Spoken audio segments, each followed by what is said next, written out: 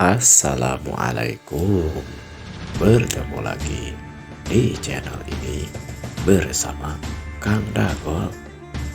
Ulang, lajeng kendai kita teruskan lagi dongeng Raka Sukma di episode ke-41 season pertama.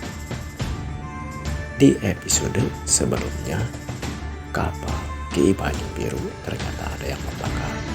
Kemudian Ki Bajo dan juga Jaladri berencana untuk mencari kemana Ki Bajo Biru pergi, sehingga kejadian kapalnya terbakar beliau tidak tahu. Bagaimana kelanjutan ceritanya? Mangga cara ketan. Selanjutnya Ki Jaladri dan juga Ki Bajo setelah sepakat bersama anggota kapal yang lainnya untuk menjalankan tugasnya masing-masing. Kemudian pergilah mereka sesuai dengan tugasnya masing-masing untuk menjalankan rencana yang sebelumnya telah dimusyawarahkan. Ki Bajo dan Jaladri kemudian menyusuri jalan yang terakhir ditunjukkan kemana Ki Bajo Biru pergi. Kang, Akang itu sebenarnya tahu gak arah jalan ini kemana, Kang?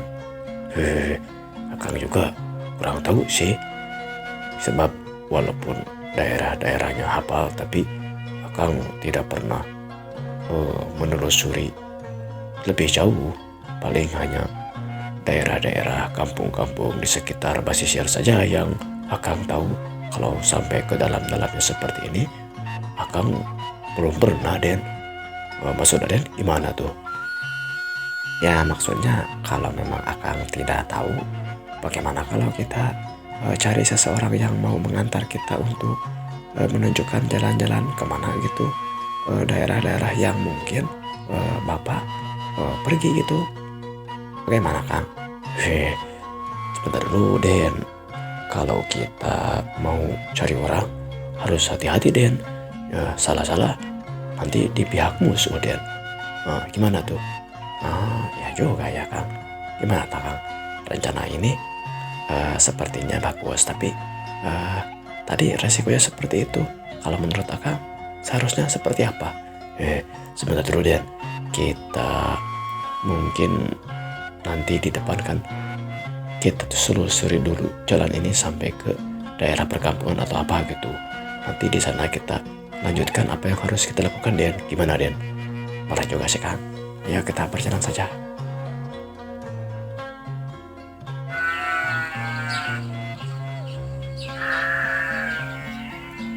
Suasana di pinggiran kampung tersebut mengiringi perjalanan Jaladri dan juga Ki Bajo. Mereka menyusuri jalan yang membelah yang terdapat di suatu kampung. Meskipun rumah-rumahnya agak jarang-jarang, dirasa kampung tersebut termasuk kampung yang cukup ramai dan cukup luas. Suasana di pinggir basisir ataupun pelabuhan. Mereka kemudian terus berjalan sampai hampir berada di pinggir suatu kampung yang selanjutnya terlihat jalan hanya seperti jalan setapak yang mungkin sekali-kali dilewati oleh pedati ataupun kereta kuda yang menembus jalan tersebut yang membelah hutan belantara yang cukup panjang dan cukup jauh. Den, dari jalan ini sepertinya kita sudah di ujung kampung, Den. Jadi kalau ke sana mungkin kita akan menuju ke kampung yang lainnya.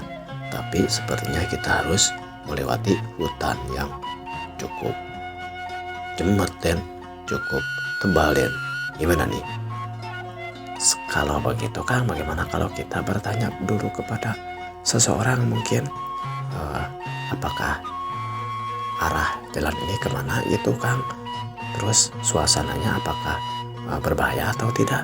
Wih, ini yang bagus Den. Kalau gitu kita harus kembali lagi ke kampung dong. Kalau harus bertanya mah. Ya nggak perlu juga Kang. Tuh kan ada orang tuh kayaknya lagi nyari tuh. Lagi cari rumput. Bagaimana kalau kita bertanya kepada dia? Enggak juga ya. Ya udah, yuk kita menemui orang tersebut. Kemudian dua orang ini selanjutnya menemui seorang bapak-bapak paruh baya. Dia tidak terlalu tua yang sedang mencari rumput, mungkin untuk ternaknya atau lain hal. Selamat siang Sampurasun Kang. Rampes, mangga ada apa ini? Ini saya boleh bertanya Kang? Bertanya mau apa? Ini kalau jalan ini tembusnya ke daerah mana Kang? Oh, kalau ini tembusnya ke kawasan Padang Tinggi, Juragan. Memangnya kenapa? Ini saya lagi cari seseorang. Katanya sih ke arah sini gitu. Mungkin Bapak pernah melihat. Emang ciri-cirinya seperti apa? Ciri-cirinya ya kalau nggak salah ada 3 orang lewat ke sini gitu. Yang 2 orang mah kurus-kurus, yang 1 orang mah ya biasa aja, seperti Akang gini lah. Bentuk tubuhnya tidak terlalu tinggi, tidak terlalu pendek juga, dan juga tubuhnya tidak terlalu gemuk, tidak terlalu kurus. Ya seperti Akang ini. Oh, kalau seperti itu memang saya gak lihat sih. Cuman biasanya sih kalau ada, emangnya bapak-bapak ini, tuan-tuan ini dari mana dan mau kemana? Ini kami ini saudagar dari seberang dari Jawa. Cuman kapal kami kecelakaan, jadi kami berlabuh di pantai di pelabuhan dekat sini. Oh, di pantai itu. Oh, saya dengar juga katanya kemarin ada kapal yang terbakar gitu. Apakah itu kapal Ki Sanak? Ya itu kapal saya, cuman kapten saya lagi nggak ada, lagi keluar. Rencana awal sih kami mau menunggu beliau, cuman karena kapalnya terbakar, jadi saya harus segera laporan apa yang harus kami lakukan selanjutnya gitu. Oh gitu. Ya memang sih kalau ada, menurut saya daerah jalan ke sebelah sana itu biasanya tempat orang-orang cari barang-barang untuk didagangkan di pelabuhan. Nah, di Padang Tinggi ini biasanya memang seperti itu, tapi harus hati-hati ke sana. Memangnya kenapa Kang? Sekarang itu banyak lagi ada kurang aman gitu. Kurang aman gimana ini?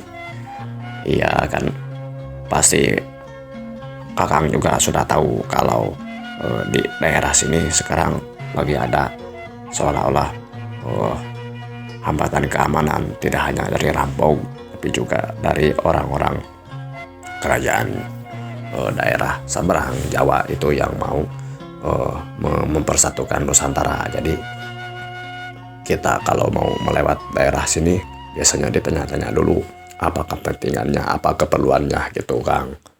Oh gitu ya, emang sih saya sudah dengar gitu. Terus bagaimana nih kalau supaya lebih aman nih, apa yang harus saya katakan gitu?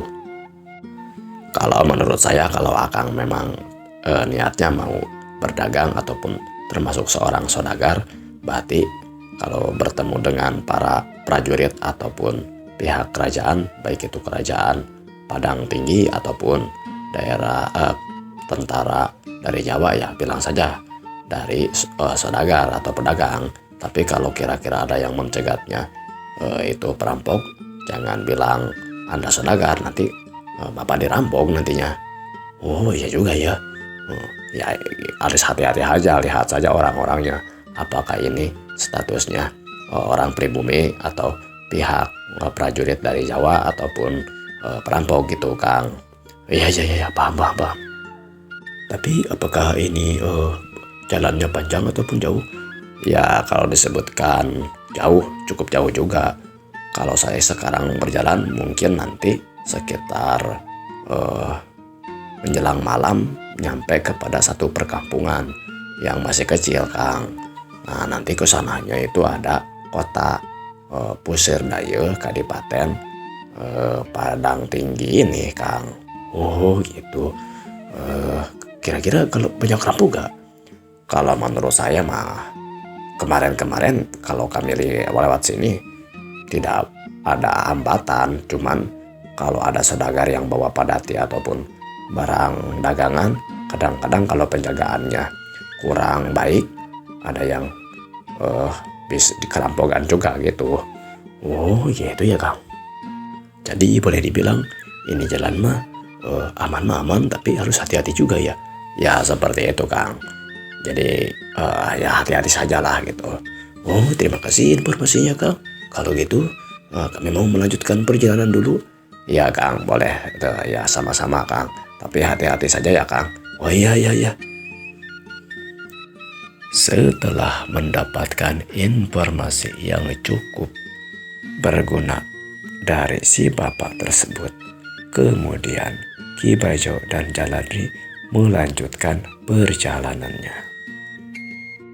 Sampai menjelang tengah hari, mereka masih belum menemukan daerah pemukiman, dan memang sebagaimana yang diinformasikan si bapak tadi, perlu perjalanan sekitaran 1 hari penuh sehingga bisa mereka menemukan satu pemukiman. Tentu saja ini baru setengah perjalanan yang mereka lalui dan mereka wajar saja belum menemukan suatu pemukiman. Setelah menyelesaikan satu tanjakan yang cukup terjal, kemudian terlihatlah jalan yang lurus yang menurun. Di ujung sekitaran jalan terlihat ada rombongan pedati dan juga kereta kuda, lengkap dengan kuda dan orang-orang, sepertinya rombongan saudagar yang sedang menuju perkampungan yang juga searah dengan perkampungan Padang Tinggi yang akan mereka tuju. Den, lihat Den, itu sepertinya ada rombongan saudagar Den yang mau jualan. Ya Kang, saya juga lihat Kang. Bagaimana kalau kita susul mereka, kita jadi bisa bergabung? Boleh kali-kali aja juga. Mungkin mereka satu arah dengan kita, jadi kita bisa ikut dan bisa saling melindungi gitu Den. Ya kali-kali aja juga ada informasi penting buat kita nih. Boleh juga Kang. Cuman bagaimana kita menyusulnya? Ya udah, kalau mereka mapan pakai kuda, tapi jalannya sepertinya tidak berlari itu. Hanya berjalan saja, soalnya mengikuti sapi yang jalannya letoy Den. Nah kalau kita jalannya agak cepat Den, bisa menyusul mereka. Ya setuju Kang. Kalau gitu kita berjalan lebih cepat aja. Ya ayo Den. Kemudian Jaladri dan Ki Bajo mempercepat langkah mereka dengan tujuan bisa menyusul rombongan yang sepertinya saudagar ataupun orang yang berjualan dengan menggunakan pedati tersebut. Kemungkinan kedatangan mereka berdua pun disadari oleh ketua rombongan tersebut, sebab ketika mereka sudah hampir selesai menuruni jalan yang menurun tersebut, kemudian mereka menemukan Jaladri dan juga Ki Bajo menyusuri jalan yang lurus, tidak ada tanjakan, tidak ada turunan. Dan terlihat dari kejauhan rombongan tersebut seperti berhenti untuk beristirahat sambil beberapa orang memandangi mereka berdua. Sesampainya mereka dekat dengan rombongan tersebut, seseorang yang tinggi besar dengan kumis yang cukup baplang ataupun tebal menghampiri mereka dan langsung bertanya, Udah, Ucok, sepertinya kalian terburu-buru menyusul kami. Iya. Tapi boleh saya istirahat dulu nih. Saya kan baru kesan. Oh, jalannya cepat-cepat. Eh, Kebetulan Anda semua juga lagi istirahat. Boleh saya ngerenghap dulu nih? Aduh, capek. Silakan saja. Kemudian Jaladri dan Ki Bajo ikut duduk bersama rombongan tersebut, namun tidak terlalu berkumpul, tapi di dekat orang yang baru saja pertama kali langsung menyapa mereka. Kalian ini mau kemana? Dan apa maksudnya mau menyusul rombongan kami? Sepertinya kamu ini mau menyusul kami ini. Iya, ini kami mau pergi ke kampung terdekat ataupun ya kota terdekat gitu. Kang Uda. Ya.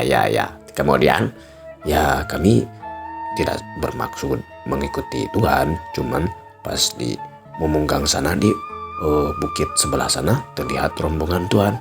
ya terus Ya, jadi kami bermaksud untuk ikut saja bergabung dengan rombongan Tuhan.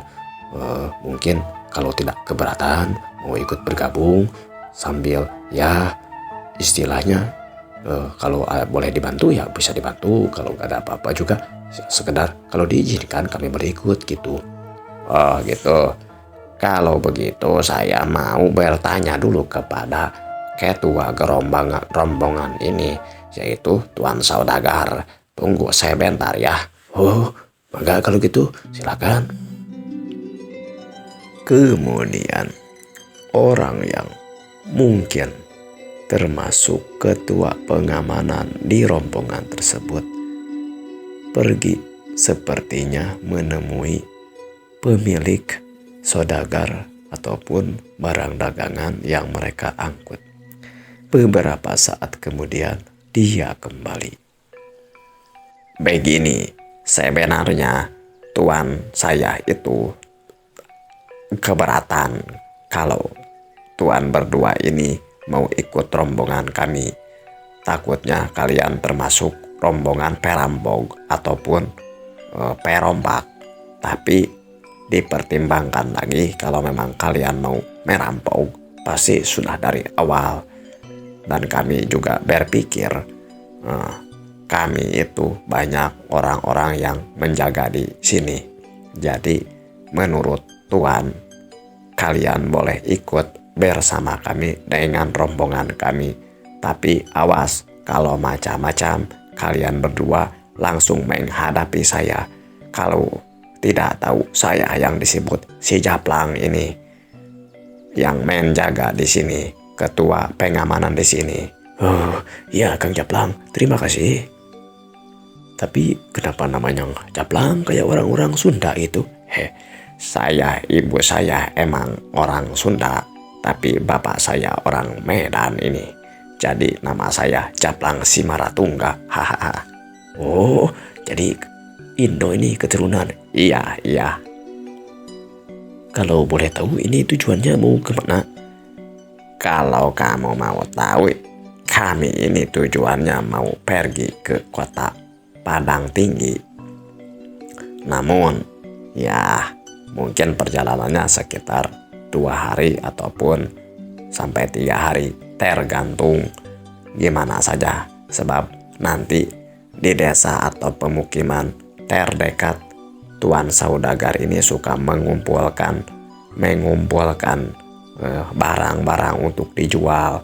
Kalau semuanya sudah terkumpul, mungkin lebih cepat kita berangkat lagi.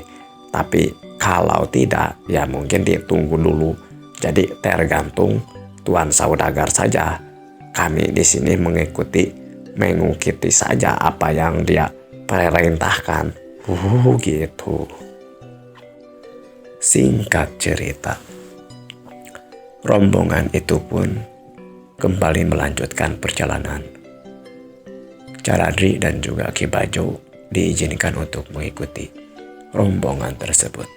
Namun, melalui instruksi dari Ki Japlang tadi, mereka hanya boleh berada di barisan paling belakang.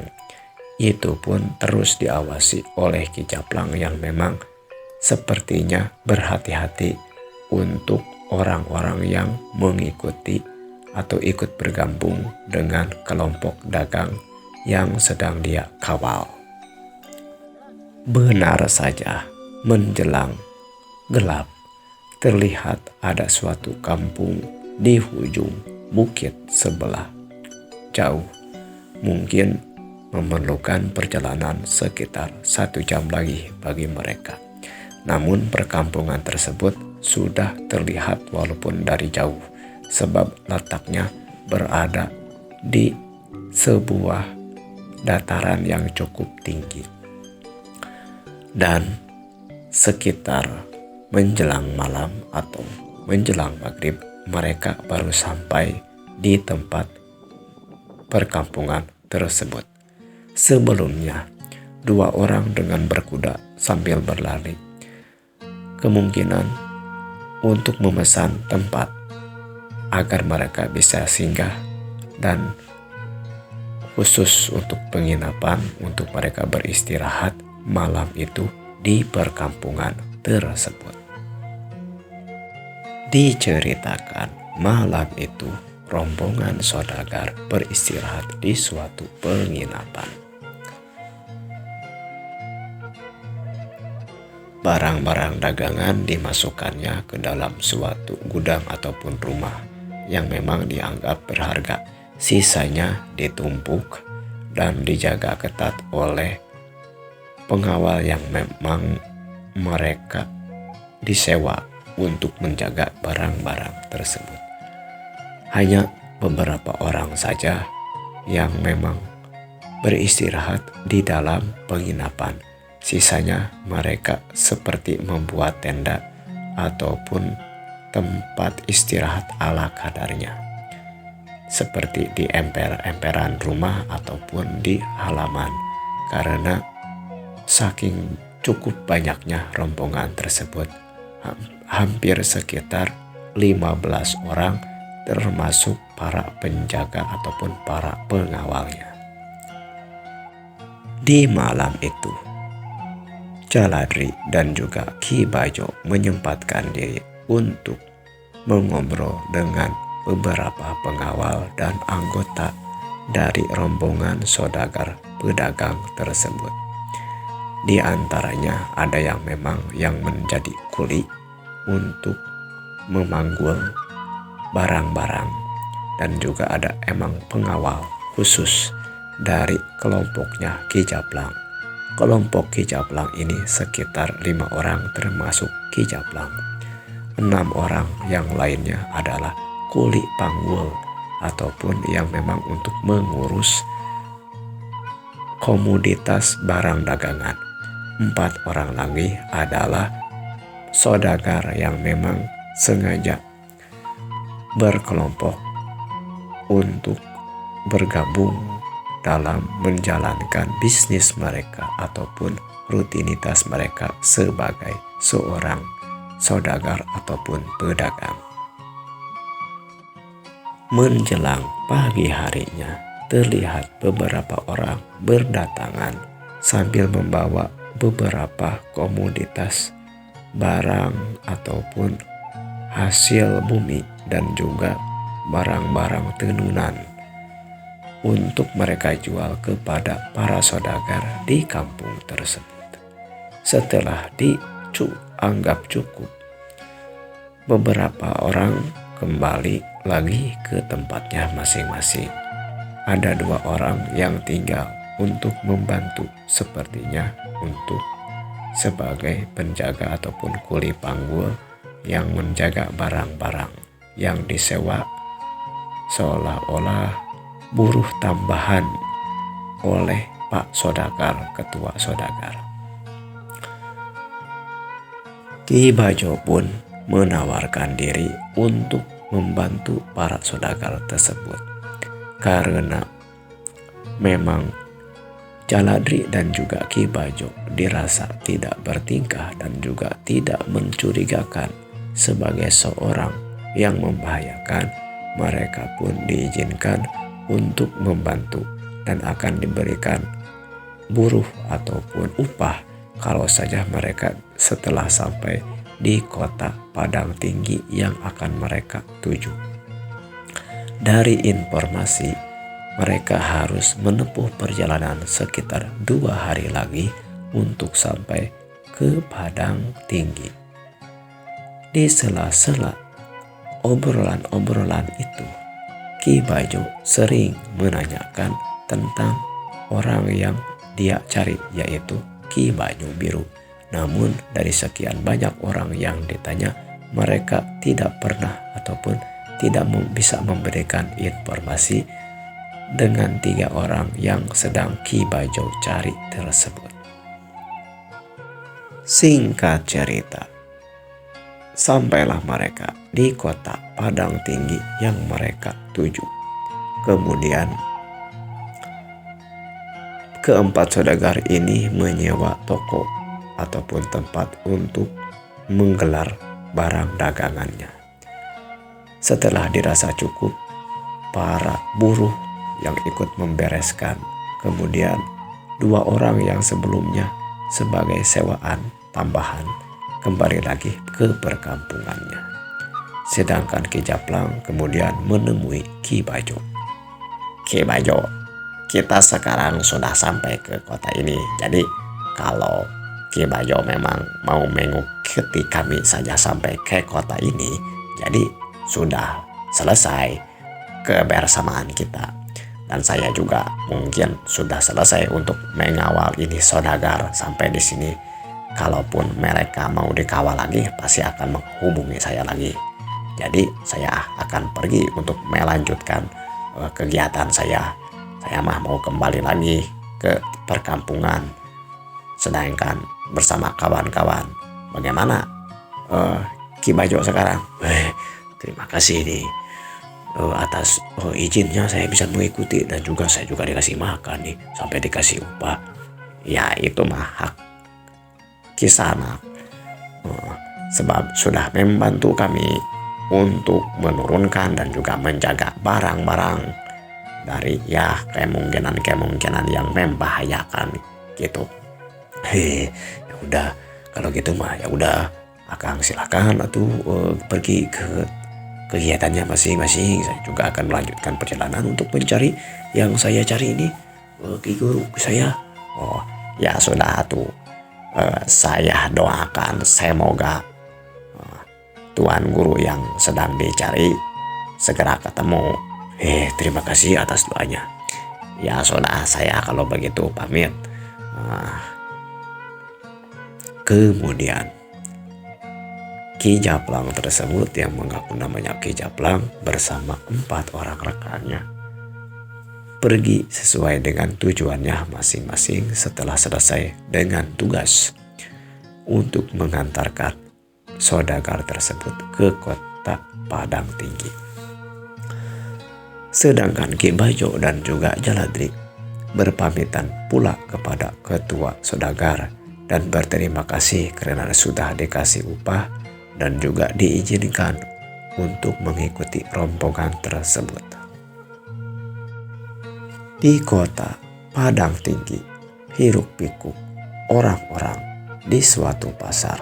Di situ khas pasar ataupun tempat berjual beli yang sibuk, walaupun di daerah yang jauh dari pelabuhan. Namun sepertinya ini termasuk kota yang tempat persimpangan antara pegunungan, pelabuhan, dan juga dataran di daerah Sumatera sana. Di suatu sudut kota terlihat ada seseorang yang bertubuh kecil, berkulit hitam, sedang ditendang-tendang oleh seseorang yang lagi marah-marah. Dasar anak tidak berguna kamu. Hanasku saya dibeli. Kamu ini ternyata menyusahkan saja. Katanya kamu gede tenaganya. Ternyata manggul padi saja ini sampai tumpah ini. Saya jadi rugi beli kamu. Rugi barang-barang saya yang rusak oleh kamu. Dasar. Waktosnya para pendengar. Siapakah ini yang sedang dimarah-marahin? Nah, kalau ini sudah ada di dalam cerita, ini pasti akan menjadi cerita nih. Kalau sudah ada dalam naskah gitu, mas pasti ada ceritanya. Biasanya seperti itu. Cuman bagaimana kelanjutannya? Nah, kita ikuti saja di episode berikutnya. Terima kasih yang sudah subscribe. Nah, like dan komennya juga di Antosku Kang Dago. Kita bertemu lagi di video selanjutnya. Wilujeng patepang deui permios.